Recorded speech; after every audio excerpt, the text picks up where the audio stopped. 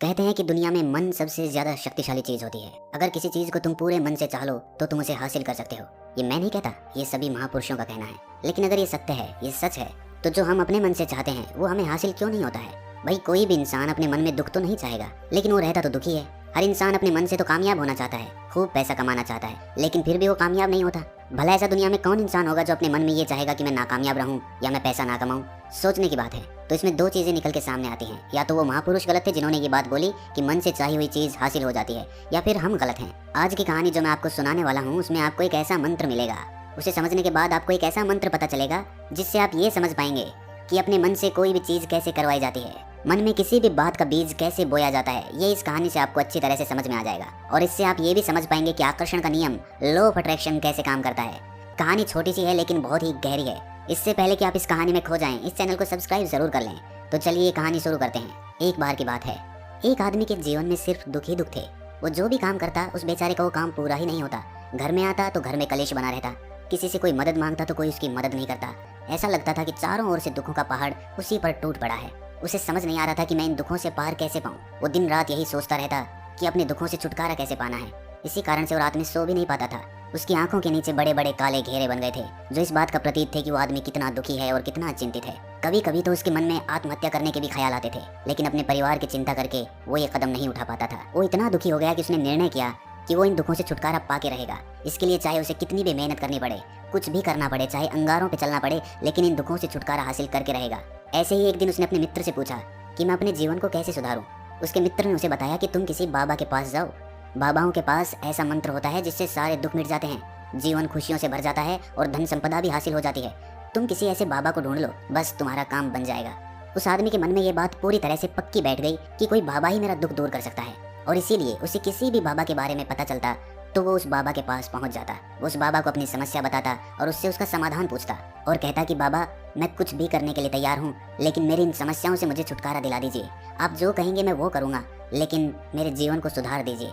बाबा उसे कुछ टोने टोट के बता देते थे करने के लिए, और बदले में दान दक्षिणा ले लेते थे कि ये टोना टोटका करने के बाद तुम्हारे घर में सुख शांति बनी रहेगी, बस इस टोटके को पूरी विधि के साथ करना। वो आदमी घर लौटकर पूरी विधि के साथ टोने टोट के करने लगा, लेकिन बहुत टोने टोट के करने के बाद भी उसके जीवन में कुछ बदलाव नहीं आया। इसके विपरीत उसका जीवन और ज्यादा दुखी हो गया। जो भी बाबा उसे टोना टोटका देता था वो बदले में उससे दान दक्षिणा लेता था, जिससे उसका धन भी धीरे धीरे खत्म हो रहा था। इससे उसके जीवन में दुख और ज्यादा बढ़ गए। तब उसे लगा कि बाबाओं के पास जाने से तो मेरे जीवन में दुख कम होने की बजाय बढ़ते ही जा रहे हैं, तो मुझे क्या करना चाहिए? बाबाओं के पास जाऊं या ना जाऊं? फिर एक दिन एक आदमी ने उसे बताया कि तुम अपने घर में किसी पंडित को बुलाकर हवन करवा लो। हवन होगा, घर शुद्ध हो जाएगा।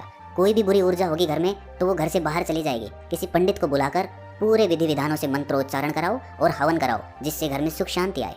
उस आदमी के मन में ये बात बैठ गई और उसने एक पंडित को अपने घर पर बुलाकर हवन करवा दिया। हवन अच्छी तरह से संपन्न हुआ। बदले में पंडित ने भी अच्छी दान दक्षिणा ली और उसके बाद वो वहाँ से विदा हो गया। लेकिन कुछ दिनों के बाद उस आदमी को महसूस हुआ कि उसके जीवन में अब भी कोई बदलाव नहीं आया है। अब वो आदमी पूरी तरह से दुखी हो गया और ज्यादा परेशान हो गया।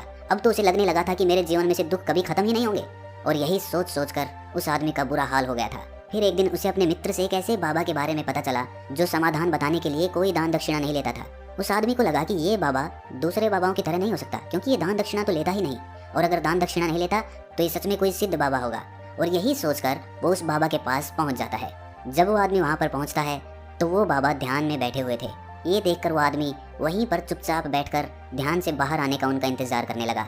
थोड़ी देर बाद बाबा ने आंखें खोली तो सामने एक दुखी और परेशान युवक को बैठे देखा। वो उसकी आंखों के नीचे काले घेरे देखते ही समझ गया कि ये आदमी अपने जीवन से कितना परेशान है। उसे संबोधित करते हुए बाबा ने पूछा कि बच्चा क्या चाहते हो? बाबा के पास क्या लेने आए हो? उस आदमी ने कहा कि बाबा मैं अपने जीवन से बहुत परेशान हूँ। मैंने इन दुखों को दूर करने के लिए बहुत सारे रास्ते अपनाए, हर वो तरकीब करके देखी जो किसी बाबा ने मुझे बताई, हर वो काम किया जो किसी भी इंसान ने मुझसे करने को कहा, लेकिन मेरे जीवन में दुखों में कोई कमी नहीं आई। बाबा इसके विपरीत मेरे जीवन में दुखों में बढ़ोतरी हो गई। मुझे समझ नहीं आ रहा है कि मैं क्या करूं। कभी कभी तो मैं आत्महत्या करने की सोचता हूं, लेकिन अपने परिवार की सोच कर मैं ये कदम नहीं उठा पाता। मैंने आपके बारे में बहुत सुना है बाबा, और मैं बहुत उम्मीद के साथ आपके पास आया हूँ।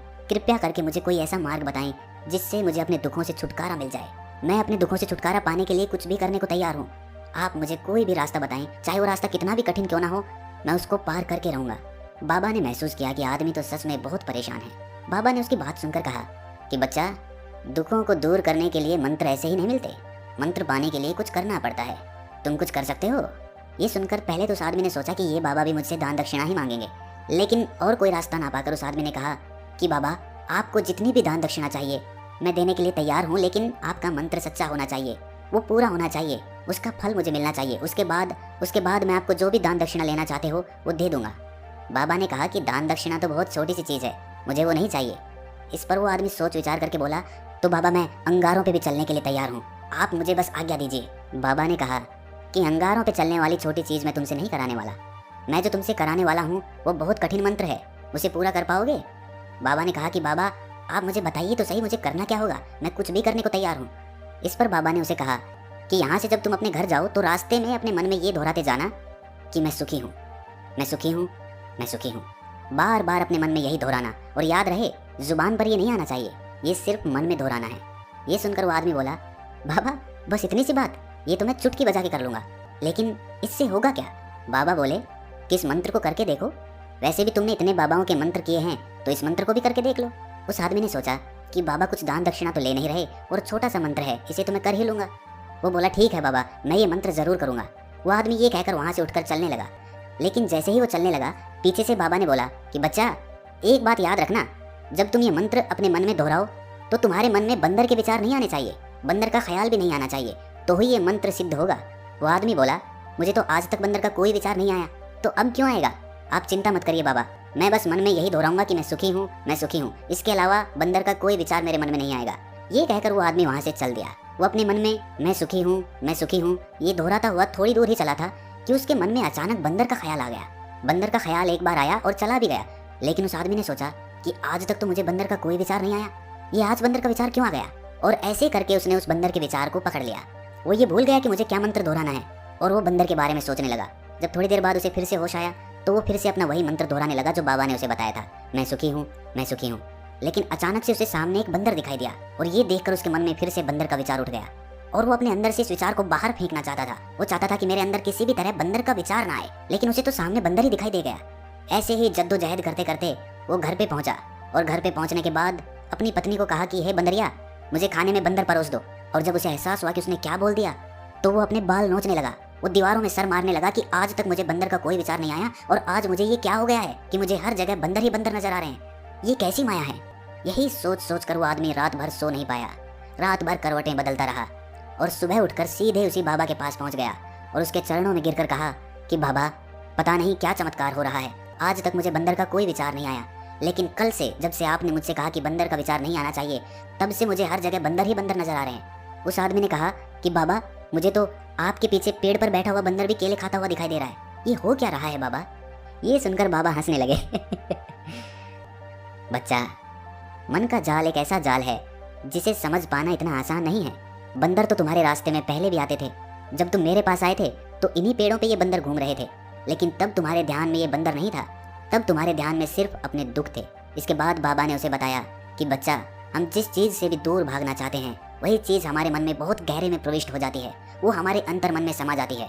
असल में हम जिस चीज़ से भी छुटकारा पाना चाहते हैं उससे छुटकारा इसीलिए पाना चाहते हैं कि वो हमारे साथ बहुत गहरे से जुड़ी हुई है, और हम जितना ही उससे छुटकारा पाना चाहते हैं वो उतनी ही गहरी हमारे मन में बैठती चली जाती है, और आखिरकार वो हमारे अंतर मन में छा जाती है। ऊपर से तो हम चाहते हैं सुखी होना कि मैं सुखी हूँ, सुखी हूँ, हमारे होंठ भी यही बोलते रहते हैं, लेकिन हमारे मन में दुख समाये होते हैं, हमारे विचारों में, हमारे मन में हमें दुख ही दुख दिखाई देते हैं। इसीलिए अपनी जुबान से बार बार ये बोलने से कि मैं सुखी हूँ, मैं सुखी हूँ, हम सुखी नहीं होंगे जब तक ये मंत्र हमारे अंतर मन में प्रविष्ट नहीं होगा। इस पर उस आदमी ने पूछा कि बाबा लेकिन ये मंत्र हमारे अंतर मन में प्रविष्ट कैसे होगा? ये सुनकर बाबा ने कहा कि बच्चा, अपने दुखों से लड़ना बंद कर दो। जब तक तुम अपने दुखों को दूर करने की सोचते रहोगे तब तक वो दुख तुमसे चिपके रहेंगे, तब तक वो दुख तुम्हारे अंतर मन पर अपना राज जमाए बैठे रहेंगे। और जिस दिन तुम उन दुखों के बारे में सोचना ही छोड़ दोगे, उन दुखों से छुटकारा ही नहीं पाना चाहोगे, उसी दिन से तुम्हारी जिंदगी से दुख गायब हो जाएंगे। क्योंकि किसी भी चीज़ से छुटकारा पाने के लिए हमें उस चीज़ के बारे में सोचना पड़ता है, और हम जितना ही उस चीज़ के बारे में सोचते हैं वो उतनी ही गहरी हमारे मन में प्रविष्ट होती चली जाती है। हम अधिकतर समय दुखों के बारे में ही सोचते हैं, हम यही सोचते हैं कि हमारे जीवन में दुख है और हमें इससे छुटकारा पाना है। इसी वजह से बार बार सोचने से वो दुख हमारे अंतर मन में प्रविष्ट हो जाते हैं और हमें एहसास भी नहीं होता।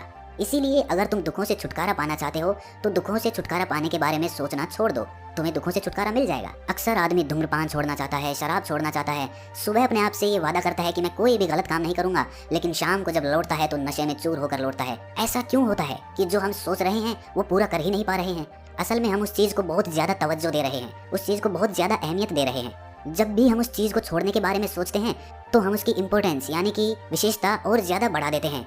हमारा मन उस चीज के बारे में जितना ज्यादा सोचेगा, शराब या धूम्रपान छोड़ने के बारे में जितना ज्यादा सोचेगा, हमारा मन उतना ही उस चीज के पीछे ज्यादा भागेगा। हमें उस चीज से लड़ना नहीं है, बल्कि बिना सोचे गुजर जाना है। और अगर इस मंत्र को हम समझ लेते हैं तो हम अपने जीवन में जो भी पाना चाहते हैं उसे अपने अंतर्मन में डाल सकते हैं। और एक बार वो लक्ष्य हमारे अंतर्मन में बैठ जाता है तो फिर सफलता पाने में कोई समस्या नहीं आती, कोई दिक्कत नहीं आती। तो दोस्तों, कैसी लगी आपको ये कहानी कमेंट सेक्शन में जरूर बताएं, और अच्छी लगी तो इस चैनल को सब्सक्राइब करना ना भूलें। तो मिलते हैं अगली कहानी में, तब तक के लिए अपना ख्याल रखें।